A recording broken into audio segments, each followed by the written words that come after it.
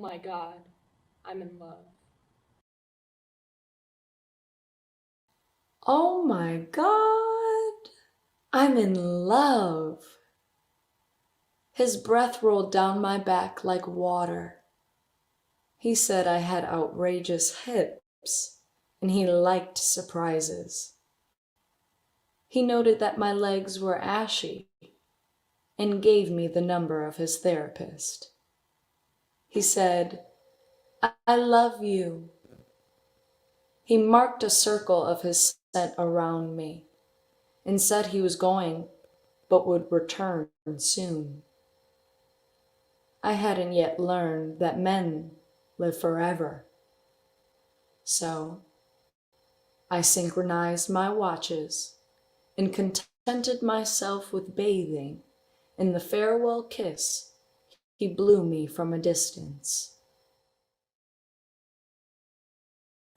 Oh my God, I'm in love. I was afraid if I went to sleep, he wouldn't see me. So I was standing on one leg when he returned. He held me close and licked the salt from my eyelids. I felt him plunging through the emptiness. As his fingers gripped my heart, he said, she had asked him where he was going. My feet were going to sleep. Or perhaps he said I should get more rest and something about my age. My ears started ringing. Or maybe he said he didn't want to hurt me. But he couldn't just turn his back on 10 years of agony and obsession. When I came to, he was gone. My heart was nowhere in sight. Oh my God, I'm in love. I was sitting in the circle, praying when he returned. Before I realized he was there, his hand was deep inside me, massaging my lungs. I hadn't been eating, but I was gaining weight. He said she found my letters. There was a big fight. He was missing an earlobe. I was experiencing shortness of breath. He told me that I should stop smoking. Or perhaps he said he was confused. My brain was exploding from lack of oxygen. I sensed him moving away, but I couldn't see through the pain and tears. I suspected my lungs lay somewhere nearby. He kissed the top of my forehead and warned me to get more exercise.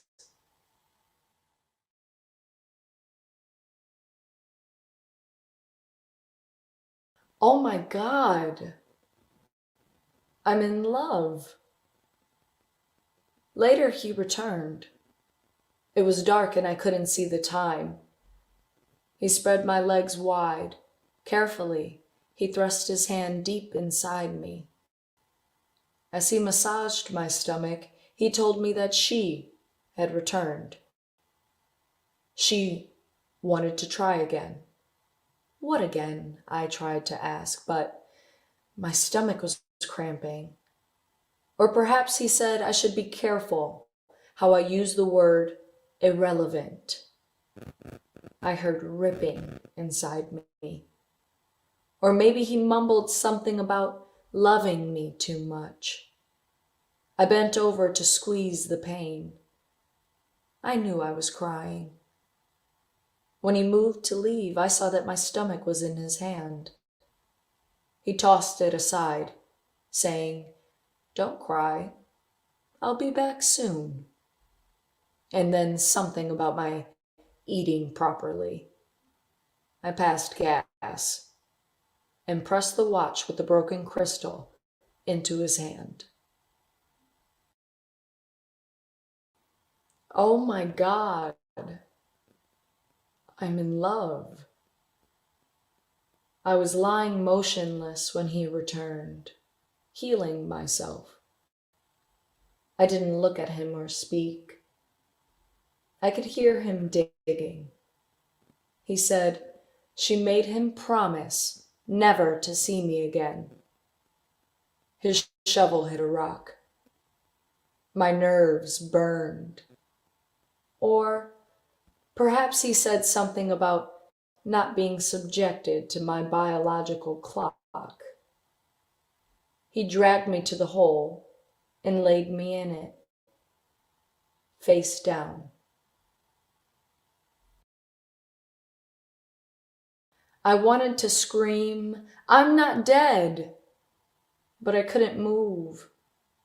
There was dirt in my mouth, but I couldn't spit it out.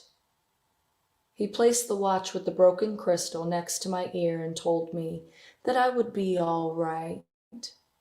Soon, soon, I would love again. As he covered me with earth, he said that he was tempted to save me, that somehow we should always be there for each other. The ticking was too loud. Maybe he said I needed some sun. I waited.